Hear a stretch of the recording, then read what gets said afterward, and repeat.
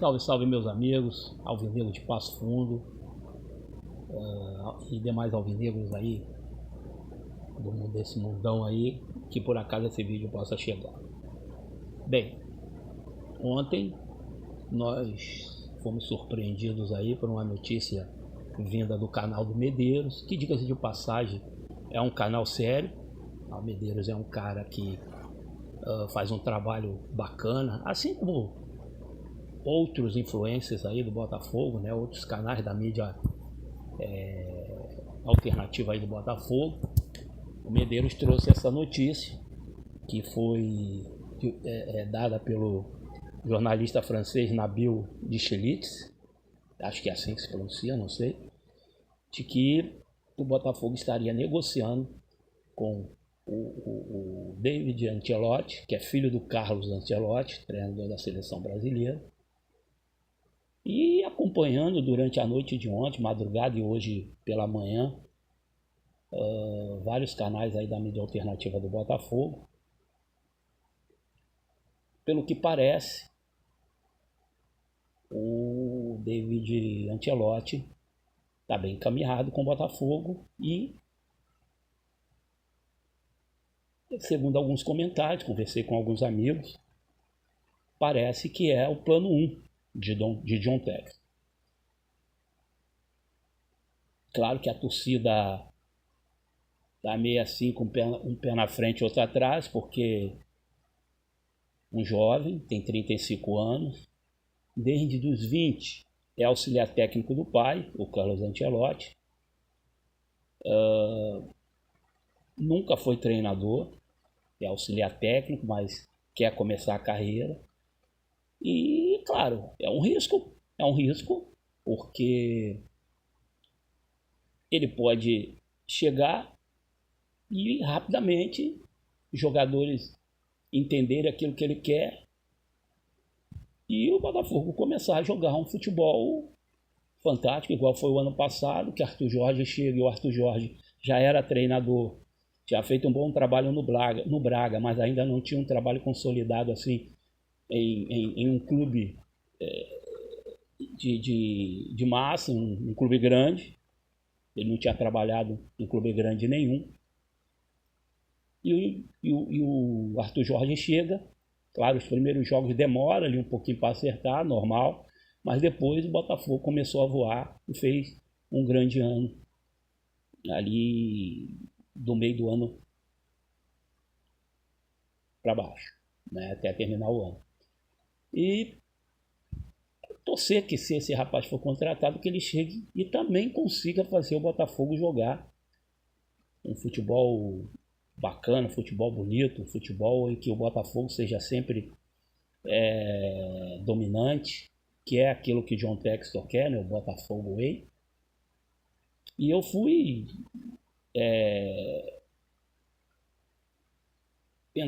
pesquisei alguma coisa sobre ele, e o que quem trabalhou com ele, ou seja, quem trabalhou com o pai dele, mas ele como auxiliar, fala que é um jovem muito estudioso, ele conhece muito de tática, né?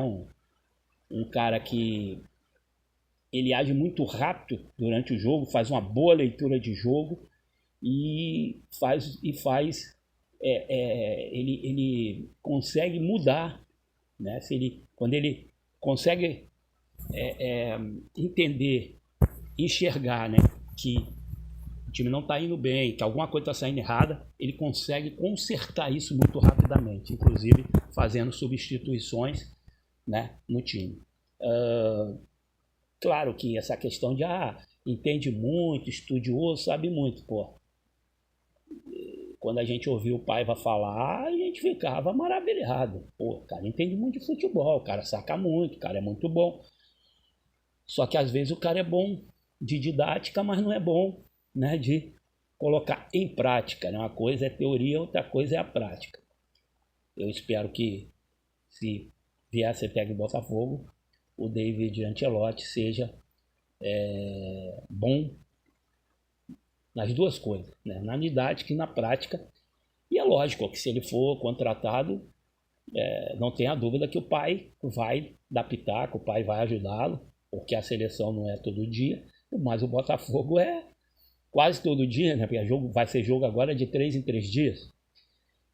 A minha preocupação é que ele não conhece, né, o que é uma Libertadores, ele não sabe o que é jogar numa altitude. É claro que hoje, com o mundo moderno, ele vai pesquisar e ele vai saber, ele vai perguntar aqui e ali, está na seleção brasileira com o pai, e vai estudar, vai ter uma noção do que é jogar numa altitude. E eu estou vendo muita gente falar, mas o Botafogo precisa de um treinador mais cascudo. Gente, treinador, jogador, seja cascudo ou não, seja experiente ou não, toda contratação é uma aposta. A gente nunca pode afirmar que esse ou aquele, independente da idade, independente da experiência, vai dar certo ou não. Se fosse assim era fácil, mas não é assim. E, mas o cara não tem experiência. Olha, mas se ninguém der uma oportunidade para ele, ele nunca vai ter experiência. Se tem uma coisa que eu contesto, que eu critico na nossa sociedade, é que você, quando tem 18 anos, você é inexperiente e ninguém quer te dar emprego. Quando você passa dos 60, aí você é experiente e ninguém também te dá mais emprego. Ou você é muito jovem ou você é muito velho. Então, a gente tem que começar a destruir essa coisa que é muito ruim, né? De que a pessoa ou não presta porque é muito jovem ou não presta porque é muito velho. Pô, o jovem aí está querendo iniciar sua carreira, e se for no Botafogo, vamos torcer para que ele possa chegar e realizar o melhor trabalho possível.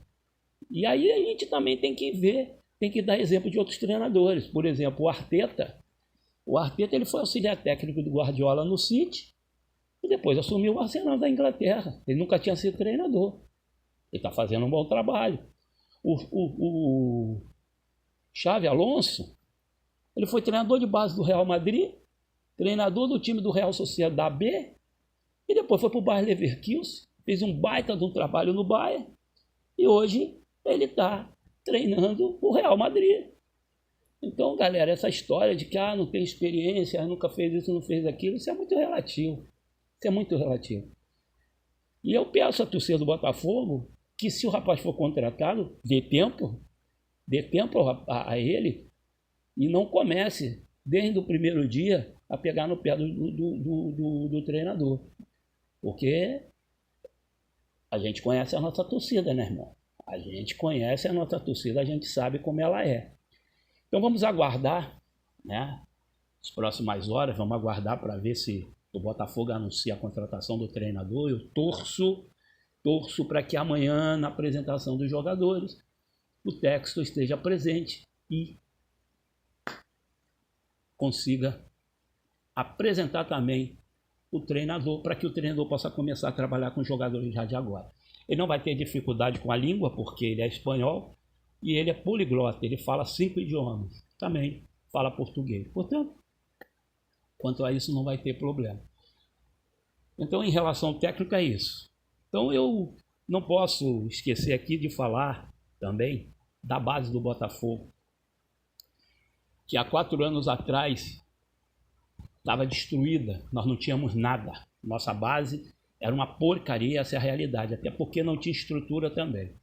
Hoje, da SAF para cá, mesmo ainda sem ter um CT de base, a nossa base já vem apresentando resultados muito bons, resultados maravilhosos. Só para vocês terem uma ideia, o Botafogo esse ano, o Botafogo foi campeão da Dallas Cup, Sub-19, lá nos Estados Unidos, invicto.